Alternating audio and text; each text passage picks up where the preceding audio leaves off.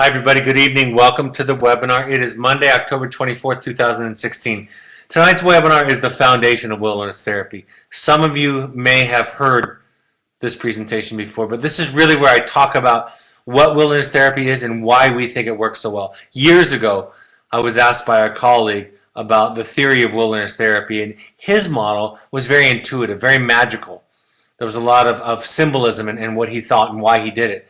And my response was, I think we owe it to our families. I think we owe it to the professionals that work with our families back home to be able to describe the mechanism. Why does it work so well, and what exactly are we doing in order to make those changes that are realized in wilderness generalizable, in order to carry them forward. So with that in mind, let me talk about this basic idea. When I was in undergrad, there was a class that we took about sociology of the family, and it was called Temporal Relationships and Spirituality in the Home. And what we were looking at is the way that different societies, the way that they supported the family, the way that family perpetuated the values, the beliefs, the traditions of individuals in these families. And we watched a couple of documentaries back to back early on in the class. And the first one we watched was of the Mother of the Year in Utah, and it was quite impressive. Her approach was very disciplined. She was very active. She was very thoughtful about what she did. She put a tremendous amount of effort into raising her kids and teaching them the values that she wanted them to learn. She had structured play time. She had structured school time. While they slept during nap time, she would clean up the house. And at one point, when the kids were playing in the playroom, she stopped them in order that they could have calisthenics, in order that they could exercise. And I'll get back to that in a moment. And overall, it was an impressive display of motherhood and intentionality and energy. And then the next day, we watched a documentary on a primitive tribe in Africa. And there was a division of labor in this tribe where the mothers took all the small children, the fathers and men of the tribe took the older boys, and they hunted and they gathered for food. The mothers stayed near the village and they made baskets and they took care of things around the village. They fished also, and they carried the babies with them. At night, when everybody returned, they would tell stories. They would talk about the legends, the religion. They would sing songs. And what was fascinating about this family was that everything was woven together. Their religion, their oral tradition and legend, their struggle for survival was all wrapped up in the same story. Right? It was integrated into their lives. And then we look back on the Mother of the Year, and what we saw was a lot of her lessons were contrived. That is, they weren't natural. When the children slept, she cleaned. She didn't include them in the cleaning. They were actually playing and jumping around in the playroom, and she stopped them in order to have physical exercise. And what the professor was illustrating was this idea that she talked about from Abraham Maslow. He was a sociologist. And he suggested that you need to get your basic needs met, right? Safety and physical needs met in order to work on higher level needs. Needs of belonging, needs of developing the self. Self-actualization, he called it. And he made this argument that unless your physical needs were taken care of, you could not work on those higher level needs. He argued that if you were struggling to survive, you didn't have time to think about what it meant to be a part of a group and what it meant to be an individual. But what we learn when we look back at cultures is that the cultures that integrate all those lessons together often do a better job of passing on those values. You don't have to teach the child of a farmer what you reap is what you sow. You don't have to have a classroom activity, a curriculum around that, because it's inherent in what they do every day. So my professor argued that all of these things can occur, in fact, essentially do occur at the same time, that Maslow was fundamentally wrong. A fundamental American cultural idea was off. And that families were now struggling to figure out ways to pass on values that were inherent in the struggle to survive. I think a lot of families can resonate with that because there are a lot of parents that I work with who struggle to be successful in their craft, in their career, and then later on found a lot of success, and then find it difficult to pass on that same ethic that same idea to their children. So the idea in wilderness therapists is we integrate all of them together. That it is in the context of our struggles that we learn what it means to belong. That it's in the context of our struggle that we learn what it is to be an individual, who we are, what we're made of. All of those things become integrated. So you have these ideas. We use the bow drill fire. We have students, clients carve spoons. Everything is not taken for granted in the wilderness. Nothing is handed to you, right? You have to work for it. You have to work to stay clean. You have to work to keep the bugs from biting. You have to work to build a shelter to protect you from the elements. You have to bust or make a fire by rubbing sticks together in order to stay warm, to eat hot food. Of course, we provide them with safety, so if they couldn't get warm, we would keep them warm. But essentially, it is those lessons that come in the mix of the challenges that are the best teachers. You don't have to give a long lecture, I always say, to a student when their tarp falls down at night because they weren't paying attention. You don't have to give a long lecture when a student or client isn't paying attention to the directions for packing their pack, and then they end up with a pack that's lopsided and uncomfortable. You don't have to give them a lesson because the staff are out there just trying to help them to be safe, right? When we talk about it in the wintertime or in the hot summertime, our staff say to us, Brad, how do we do therapy when so much of our day is spent on logistics and safety? And my response is that is the therapy. It's this backdoor approach to talking about frustration tolerance, delay of gratification, problem solving, communication within a group, listening, being humble, learning, being open. All of those things are inherent in the daily wilderness, in the primitive living model. And they don't come easily, and they don't come when we take them for granted. One of the earlier pioneers of wilderness therapy observed this. He said, this was quoted in Will White's dissertation, whenever we adopt what we've come to call contrived experiences, the overall impact diminished for the participant. So we try not to overlay too much on our wilderness groups because the natural experience of the day becomes the grist for the mill, the grist for the therapeutic mill. That becomes a part of what they do every day. So why wilderness? Why makes wilderness such a powerful delivery method? It offers, first of all, metaphors. And metaphors are fantastic at bypassing resistance, right? That's why people use stories. That's why they use analogies.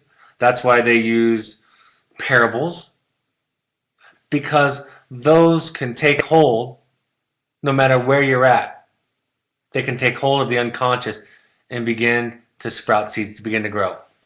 When you walk in the front door with therapy, like a lot of us do as parents, because we're overwhelmed, we lack creativity, we can't think of another way, we think that this is work, we think this is how children operate.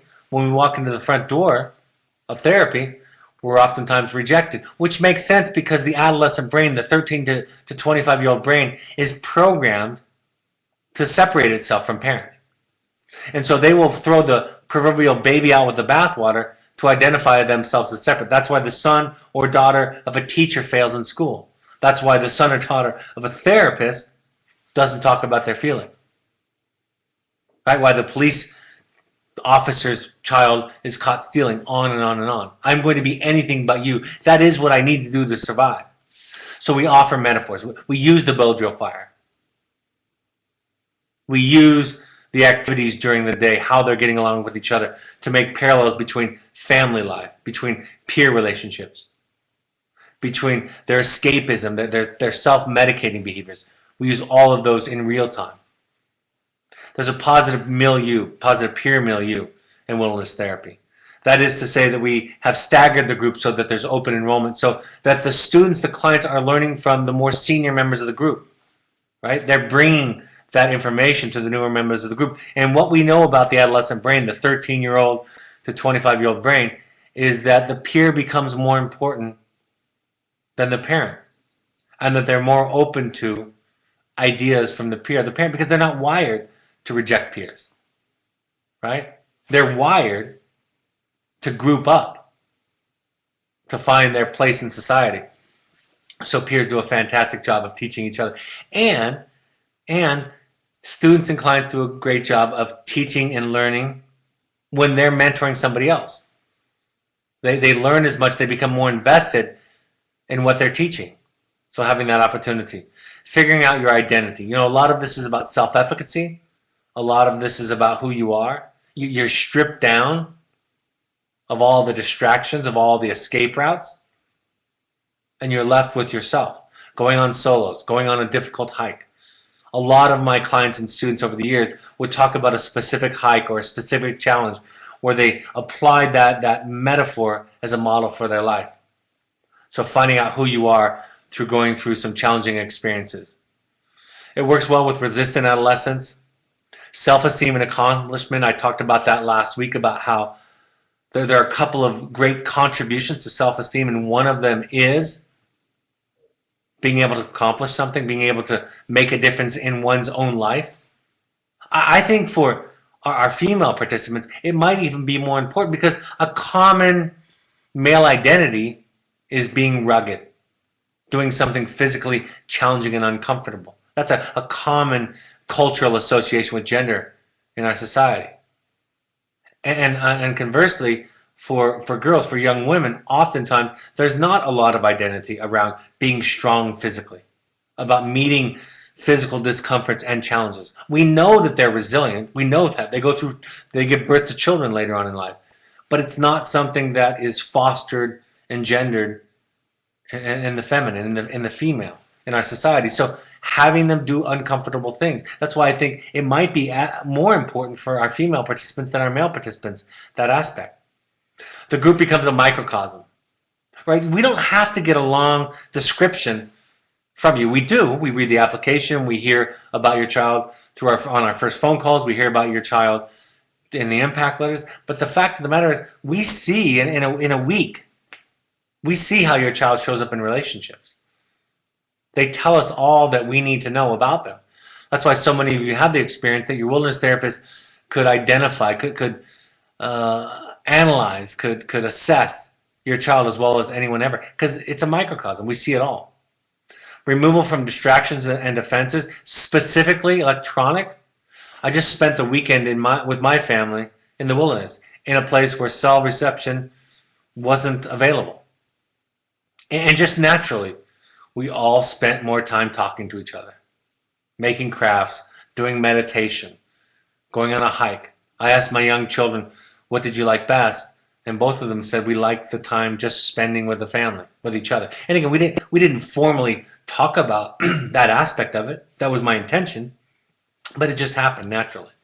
So the removal of distractions and defenses, those escape routes. You can't manipulate wilderness. Mother Nature is the one parent you can never manipulate. She doesn't care.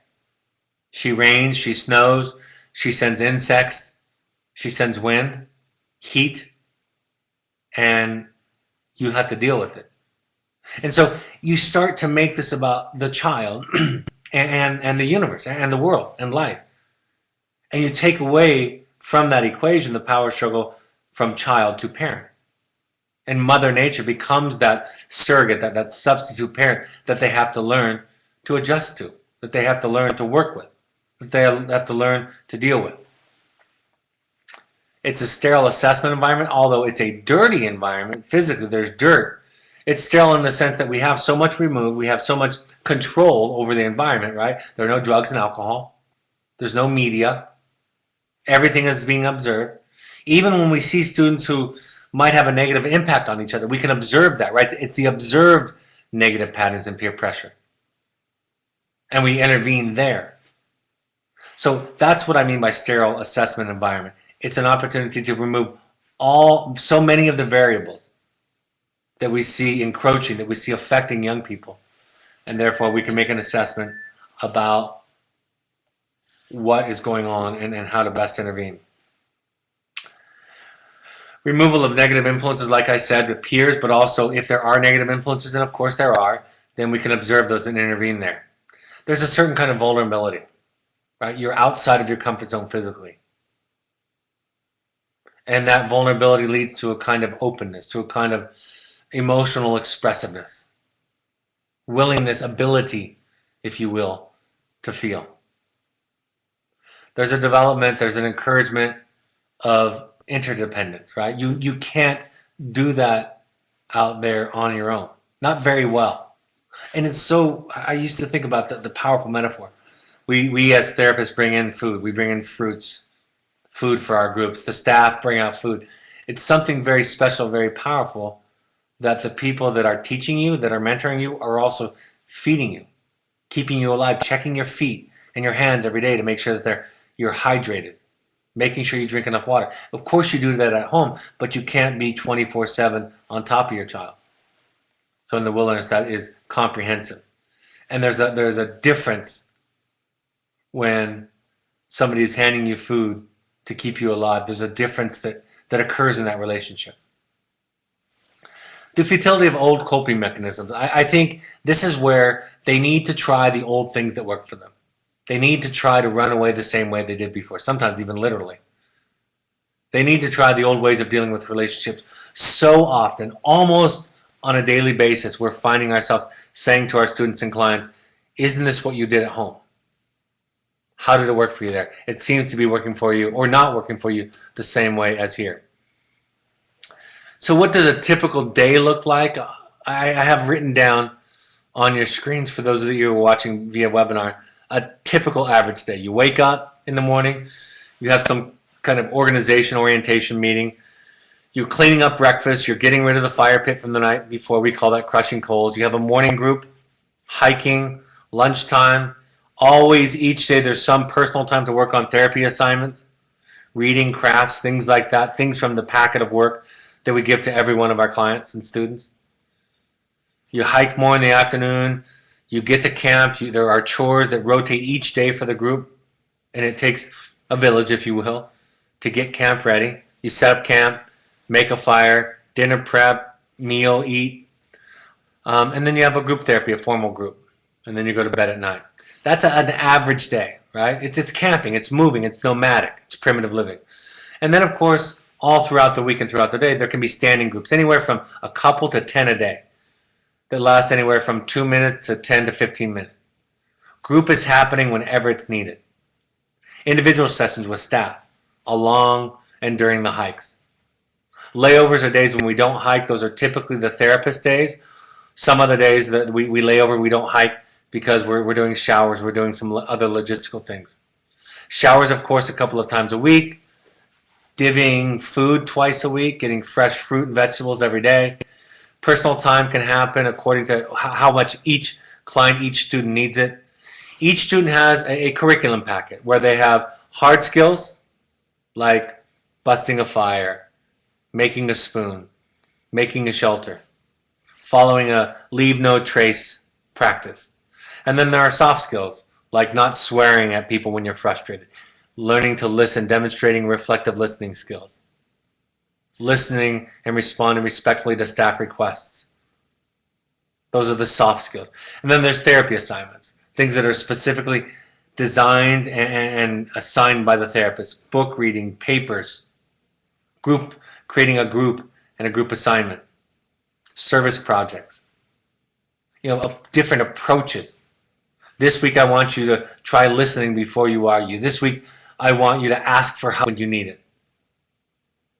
This week I want you to check in 3 times a day with what you're feeling. So there's therapy assignments on top of all that. Then, of course, there's an academic curriculum. For our adolescents, it is 2 high school credits. Letters to and from home are a part of each week, various times. Solos are that 72 hour or more, sometimes a little bit less, experience where they sit with themselves. The staff come and check on them, but they sit with themselves with virtually no assignments and just stay present, feel, think. Sometimes they're allowed to journal or draw, or there might be a theme for the solo. Then, of course, there are chores. Most importantly, what I would tell you is therapy happens all day long. I think a lot of parents are wondering what happens in between the therapist visits. That's where the real work is. It's all of this stuff. All of this stuff in the context of primitive living. I have some pictures here for those of you that are watching via the webinar.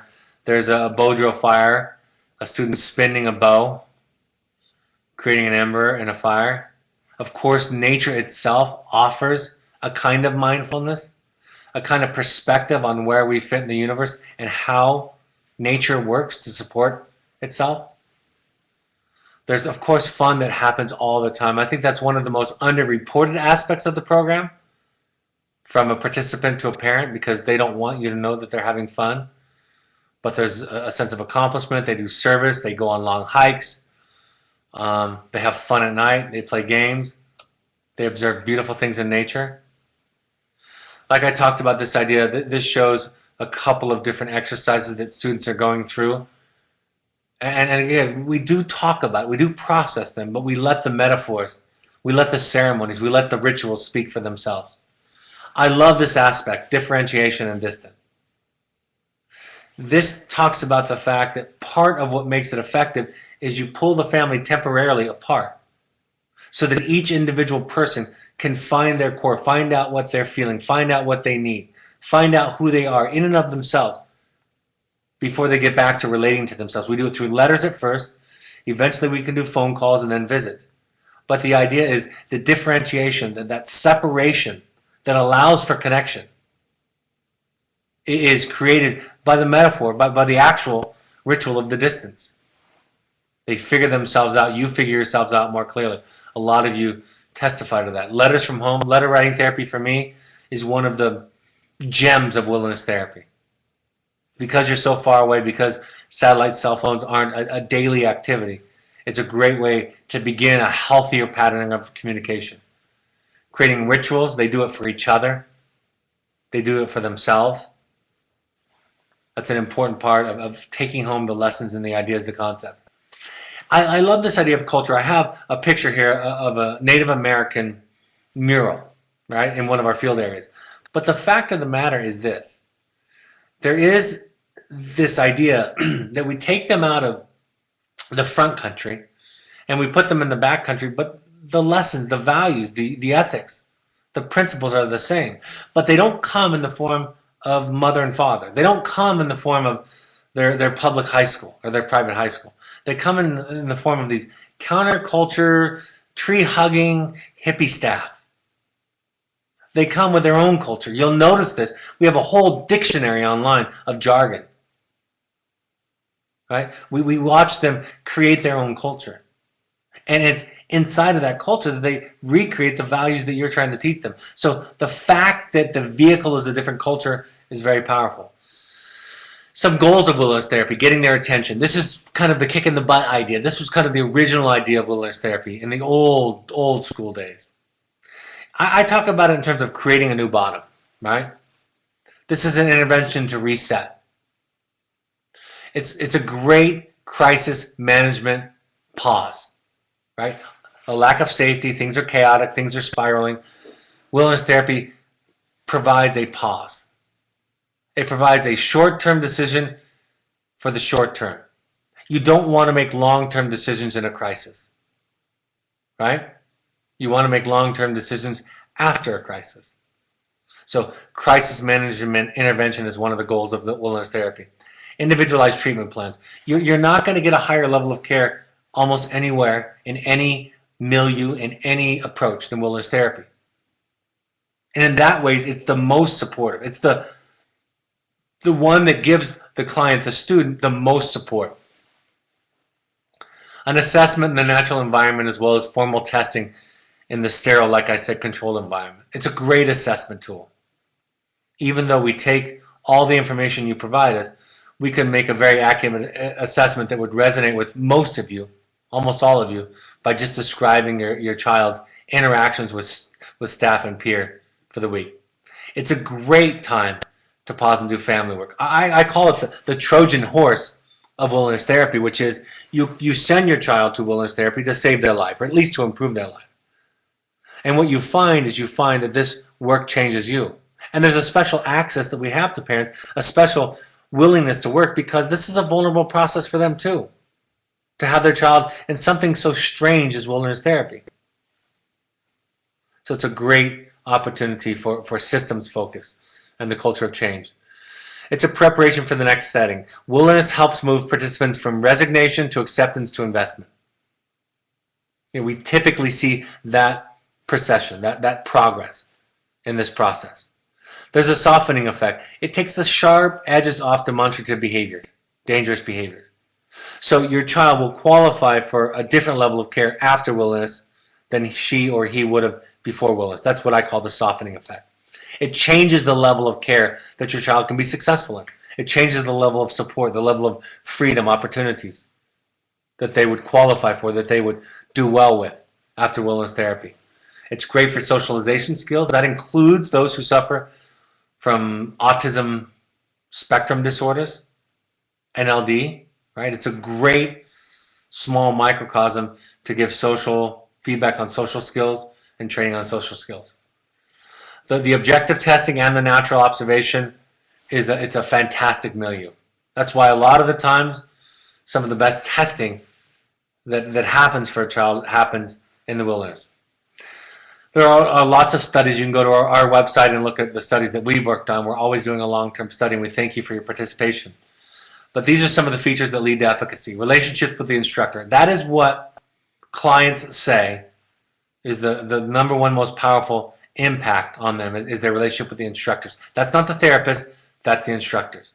Small group living environments, work. My son talks about still to this day, and this was 10 years ago, that one of the lessons he learned, one of the most important lessons he learned is hard, easy, easy, hard. In other words, if I do the hard thing now, it can be easier later. If I do the easy thing now, it'll be hard later. So learning to work. Survival skills, that sense of efficacy, that sense of I can accomplish something uncomfortable. When clients come to us and say, I can't, my response is, I think you can. And sometimes I say that literally out loud. And sometimes I just empathize and listen. And then later on I said, remember when you thought you couldn't? And now it comes so relatively, so much easier to you? That can happen for the rest of your life. The natural beauties of the wilderness is something they identify. It leads to a reflection and a meditative approach for our clients. That's what the self-report is. The physical and emotional challenges is something they take with them. Problem-solving, metaphor, and relationship skills, like I said. It's experiential. Because children aren't able, don't know where their trauma is, using experiential therapy to uncover that can be valuable. And learning, using experiential therapy to heal that, because we are wounded in experience and therefore we are healed in experience. We create competing memories with those old traumas. Active learning rituals, symbols and doing bypass defense inherent in resistant populations, and then solos. These are all things that we look at in the research that make a difference. So what's the take home? The take home is to include in our own lives a mindfulness. That's not meditation in the lotus position. That is feeling what we feel, being present with ourselves, paying attention to what's going on. That can happen in therapy, that can happen in meditation, that can happen while eating, that can happen while walking. I was talking to a client today explaining this idea that she was upset about something and her friend was saying, oh, you're being ridiculous. And I said, wait a second. You're not being ridiculous. You might not know how to listen to your anxiety, to listen to your discomfort, but that doesn't mean you're being ridiculous. There's something there that you can learn from. And that's all about mindfulness. That's part of what you're doing while your child is with us. That's part of what you're doing during these webinars or in response to these webinars. Unplugging. I don't need to talk about that because we all know that we can unplug more from our devices. We all know the potential risks of being so plugged in.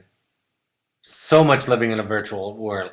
Not learning how to feel. Not being comfortable with our feelings. Being distracted. Taking ourselves out of the present. All of those things. Learning the experiential aspect of life. I think as parents, we think about things as talking and lecturing so much. Arguing and debating even. And we can learn that the consequences, natural and logical consequences, can have as much instructive and value as any kind of lecture. And that it's okay for our children to struggle. That we can value failures as much as we honor successes. Learning radical acceptance, that is, When it rains out there. I can remember when I was visiting my son in the wilderness years ago. I was so frustrated that the rain was getting in the way of our sessions. That was more than 10 years after I was a wilderness therapist. But as a father, I was frustrated that it rained on the day that we came out. And I remember thinking how irrational that was and how out of practice I was with radical acceptance that evening, that day.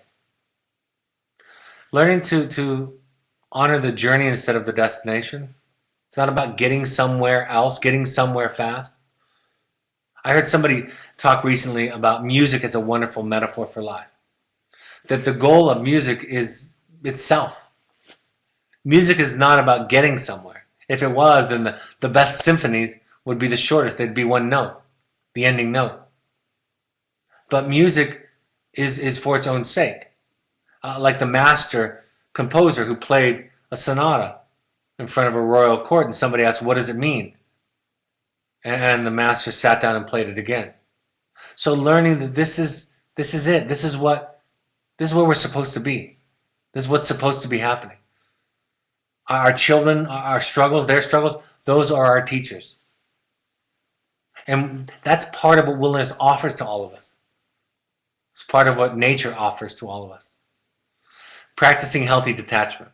I think wilderness and the letter writing and the distance, I think it offers or lends a special aid in creating and fostering healthy detachment in families.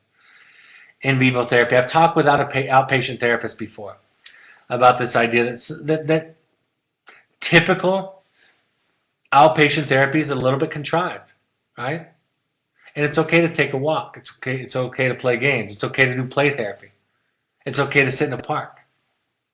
That what we know about wilderness therapy is that it can happen anywhere, doing anything. All right, questions. What do you mean that you don't overlay contrived experiences? Can you give an example of what that means? What I mean is we don't do too much of that. You don't want 50 group therapy assignments for a week. You don't want dozens of pages of writing assignments for a week and reading. If we did all of that, there'd be no opportunity to walk in the rain. There'd be no opportunity to build a shelter, to work on bojo fires, to carve a spoon. So we're careful to balance the value of the inherent lessons in wellness therapy versus all of the intellectual talk therapy ideas that we have for our clients, for our groups.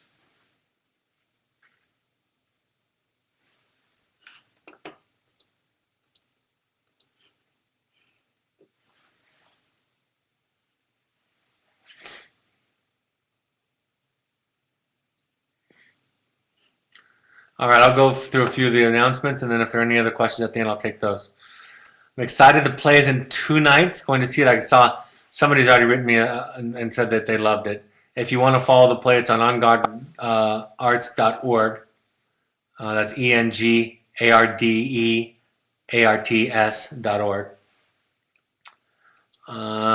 Upcoming workshops and intensives.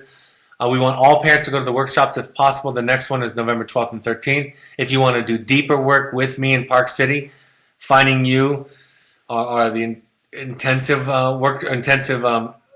that I run, where we go into family of origin, current day struggles, spend a lot of time on you individually. Any age adult is welcome to those, November 10th through 13th.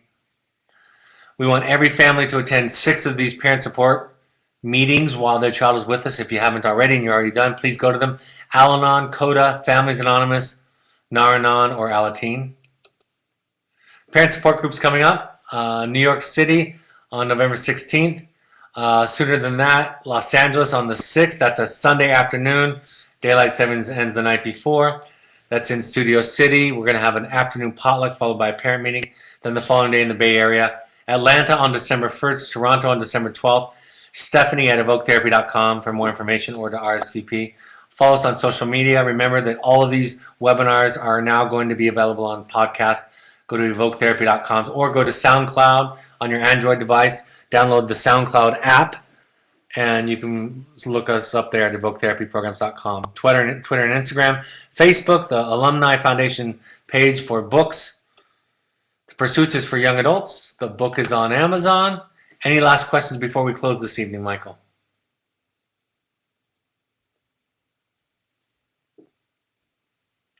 Michael, this is your last webinar with us. Thank you for joining us with these webinars and facilitating these for the last year, Michael. Hope you have a great time in your new stop and your new venture. All right, folks. Thank you for joining me this evening. I hope this point of context is helpful. The next webinar, we'll talk about that. I'll look at my schedule and see what the next one will be. It will be November 1st, though, at 7 p.m. Mountain Time. Have a great week, and I'll see you on the other side. Take care. Bye-bye.